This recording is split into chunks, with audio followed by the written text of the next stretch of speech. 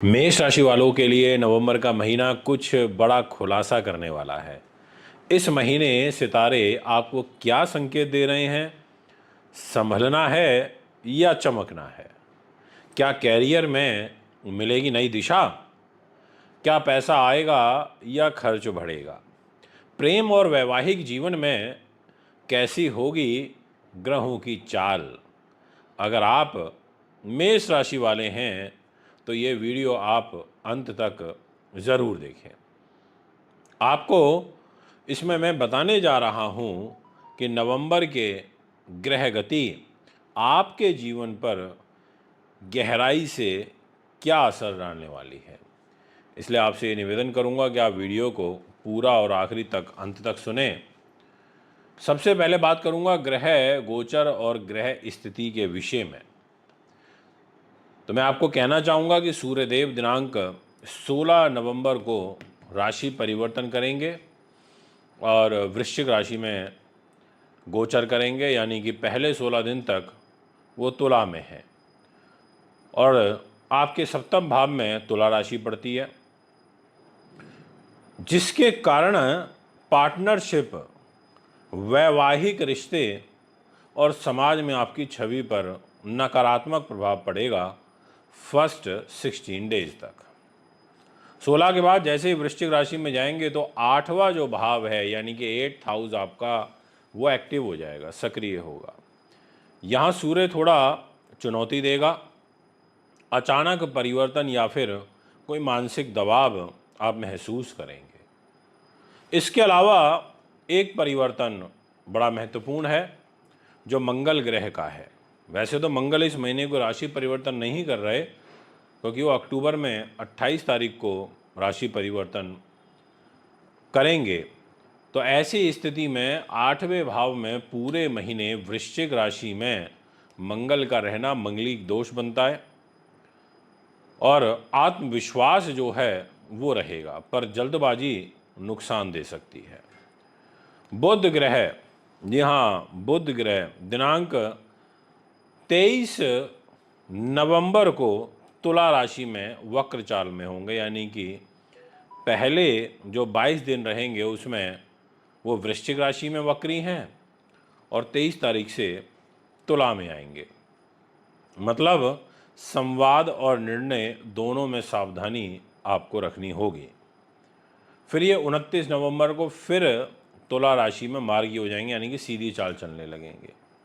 देवगुरु बृहस्पति जो सबसे शुभ ग्रह हैं, जिनका प्रभाव सबसे अधिक होता है, आपके चतुर्थ भाव में उच्च होकर के हंस नाम का महापुरुष राजयोग बना करके पूरे महीने भर रहेंगे, यानी कि घर, परिवार, सुख और संपत्ति से जुड़े मामले आपके लिए लाभप्रद होंगे, या ये कहें कि संपत्ति से जुड़े मामलों में आपको लाभ प्राप्त होगा।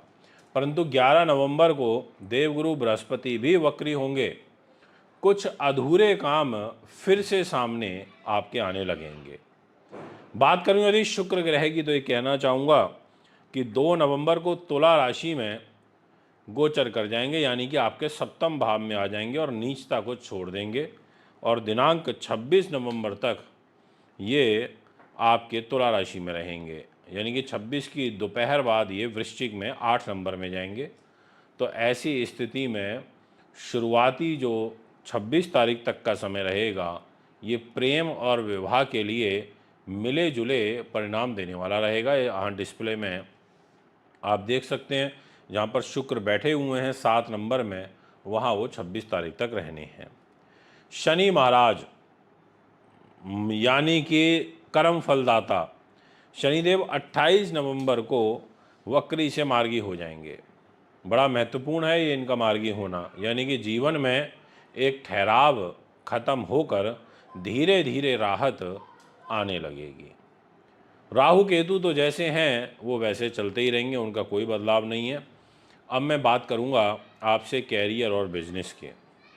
नवंबर में मेष राशि वालों को कैरियर में थोड़ी सावधानी रखनी होगी। सप्तम भाव सक्रिय है, जिससे भागीदारी या टीम वर्क में मतभेद संभव हैं। विशेष रूप से आपको जो ध्यान रखना होगा वो पहले 16 दिनों तक। ऑफिस में राजनीति या गलतफहमियों से बचें। काम के बोझ के साथ तनाव बढ़ सकता है। बिजनेस करने वालों को नई डील सोच समझकर करनी चाहिए, लेकिन मंगल का प्रभाव साहस, स्फूर्ति, ताकत, मेहनत आपको प्रदान करेगा। जो लोग मेहनत से अपने जीवन को आगे बढ़ा रहे हैं उन्हें मंगल ग्रह के द्वारा नए नए अवसर भी प्राप्त होंगे। अगर आप नया प्रोजेक्ट शुरू करना चाह रहे हैं तो माह के दूसरे भाग से शुरू करें, अर्थात जब सूर्य का राशि परिवर्तन हो जाएगा, यानी कि गोचर के बाद माहौल आपके पक्ष में थोड़ा बदल जाएगा। अगर मैं बात करूं धन की, यानी कि आर्थिक स्थिति की, तो अब बात पैसे की है। नवंबर में खर्चे तो बढ़ सकते हैं, खासकर घर, परिवार या वाहन से जुड़ी ज़रूरतों पर। अचानक खर्च या स्वास्थ्य व्यय भी संभव है, ऐसा आपकी जन्मपत्री कहती है। जीवन साथी के ऊपर विशेष रूप से आपका धन खर्च होगा। लाभ का स्वामी कमज़ोर स्थिति में है, और लाभ किसके पास है? लाभ है आपका शनि के पास। इसलिए निवेश में आपको जल्दबाजी नहीं करनी है, अन्यथा भारी नुकसान उठाना पड़ेगा और फिर बोलोगे कि गुरुदेव हमें तो बड़ा नुकसान हो गया, हमारे साथ तो ऐसा हो गया, वैसा हो गया। इस प्रकार की जो स्थितियां हैं वो आपके साथ यहाँ पर बन सकती हैं। इसलिए मैं आपको निसंकोच भाव से ये कहना चाहूँगा। यदि बात करी जाए कुछ और महत्वपूर्ण विषयों में, तो मैं कहूँगा कि महीने के अंत में कुछ पुराना अटका हुआ पैसा वापस आ सकता है, लेकिन स्थायी आय बढ़ाने के लिए आपको धैर्य रखना बहुत ज़रूरी है।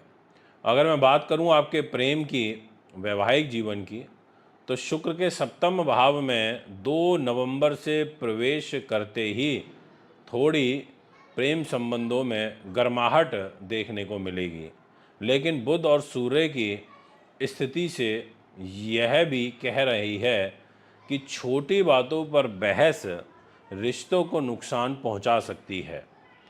विवाहित जातक जितने भी हैं उनको पार्टनर की भावनाओं को समझना होगा। सिंगल लोगों के लिए यह महीना शॉर्ट टर्म अट्रैक्शन ला सकता है, पर स्थायी संबंधों के लिए समय अभी अनुकूल नहीं है। अगर रिश्ता नया है तो संवाद और भरोसे को प्राथमिकता दें। बेफजूल की बातें, अनर्गल बातें, इधर उधर की बातें करने से आपको बचना चाहिए। अगर मैं बात करूं स्वास्थ्य के, तो मेष राशि के जातकों के लिए का जो स्वास्थ्य है वो इस महीने मिला जुला रहेगा, क्योंकि बुध के पास आपकी हेल्थ की जिम्मेदारी है और वो खुद आपके अष्टम भाव में मंगल की राशि वृश्चिक में है। ऐसी स्थिति में चोट, पेट की समस्या, थकान की संभावना, मानसिक तनाव से बचना बहुत ज़रूरी है। वाहन सावधानी से चलाएं, नींद पूरी लें, पानी और पाचन पर ध्यान विशेष रूप से दें। योग आपके लिए समझ लीजिए एक तरीके से सबसे अच्छा लाभकारी उपाय हो सकता है। इसलिए मेडिटेशन करिए, मॉर्निंग वॉक करिए, संतुलन बनाने का प्रयास करिए, अच्छा रहेगा। अगर मैं बात करूं आपकी शिक्षा की, आपके भाग्य की, विदेश की, तो छात्रों के लिए ये महीना औसत रहेगा, कोई बहुत ज़्यादा अच्छा नहीं है, क्योंकि सूर्य आपकी एजुकेशन का लॉर्ड है और पहले 16 दिनों तक तो नीच है और उसके बाद अष्टम भाव में चला जाएगा आयु के घर में। गुरु वक्री हैं, हो जाएंगे, और गुरु के वक्री 11 तारीख को हो रहे हैं, तो इसलिए कंसंट्रेशन थोड़ा कमज़ोर हो सकता है। लेकिन जो विद्यार्थी लगन से मेहनत करेंगे उन्हें मिड या एंड नवंबर में अच्छे परिणाम मिल सकते हैं। भाग्य धीरे धीरे मजबूत हो रहा है। ऐसा इसलिए बोल रहा हूँ कि आप अगर देखें जहाँ 9 नंबर लिखा है तो उस राशि का स्वामी जुपिटर है और वो उच्च का होकर आपके 4th हाउस में प्लेस्ड है, तो भाग्य को तो बल मिलेगा। और जब ये वक्री होंगे तो ये और ज़्यादा बल देंगे भाग्य को। तो शनि के मार्गी होने से के बाद, यानी कि जब शनि भी मार्गी होंगे तो दिसंबर से आपकी चीज़ें और बेहतरीन होनी शुरू हो जाएंगी। बट मैं कह सकता हूं कि इस महीने आपको भाग्य का साथ निसंकोच भाव से मिलेगा। विदेश यात्रा या हायर स्टडीज़ की योजना बना रहे हैं उन लोगों के लिए यह महीना डॉक्यूमेंटेशन और प्लानिंग के लिए काफ़ी सही है। यात्रा करना चाहते हैं तो दिसंबर अधिक लाभकारी रहेगा कंपैरेटिवली नवंबर के। अगर मैं बात करूं उपाय की, अगर मैं बात करूं आपके इस ओवरऑल सारांश की, तो मैं कह सकता हूं कि पूरे महीने की ग्रह स्थिति को देखने के बाद कि मेष राशि वालों के लिए नवंबर का महीना चेतावनी और अवसर दोनों लेकर आ रहा है। कैरियर स्थिर रखें, धन खर्च पर नियंत्रण, प्रेम संयम और संवाद की ज़रूरत है, स्वास्थ्य सतर्कता बरतनी होगी, भाग्य धीरे धीरे प्रगति की ओर आएगा। अगर मैं उपाय के दृष्टिकोण से बात करूंगा तो आपको हनुमान को, यानी कि हनुमान भगवान को, बजरंग बली को मंगलवार के दिन सिंदूर और चोला ज़रूर चढ़ाना है। ओम हनुमते नमः का आपको जाप करना चाहिए। लाल मसूर का दान आपको करना अधिक शुभ कर रहेगा। रोज़ सुबह सूर्य को जल अर्पित ज़रूर करना चाहिए। ऐसा करने से मंगल की ऊर्जा सही दिशा में काम करेगी और महीने का जो कठिन समय है बहुत आसान बन जाएगा। तो मेष राशि वालों, नवंबर के महीने में अगर आप धैर्य, मेहनत और विश्वास बनाए रखेंगे तो यही महीने की चुनौतियां आपकी सबसे बड़ी ताकत बन सकती है। अगर आपको वीडियो अच्छा लगा तो लाइक, कमेंट में जय मंगल देव ज़रूर लिखें ताकि आगे आने वाला महीना मंगल में रहे। और हाँ, चैनल को सब्सक्राइब ज़रूर करें क्योंकि अगली वीडियो में मैं बताने जा रहा हूँ वृष राशि वालों के लिए कुछ अद्भुत बदलाव। तो फिर एक बार एक नई वीडियो लेकर के आपके बीच में उपस्थित हूँगा। अगर आप भी अपनी कुंडली बनवाना, दिखवाना, पूजा पाठ, रत्न, रुद्राक्ष लेना चाहते हैं तो संपर्क कर सकते हैं। नमस्कार।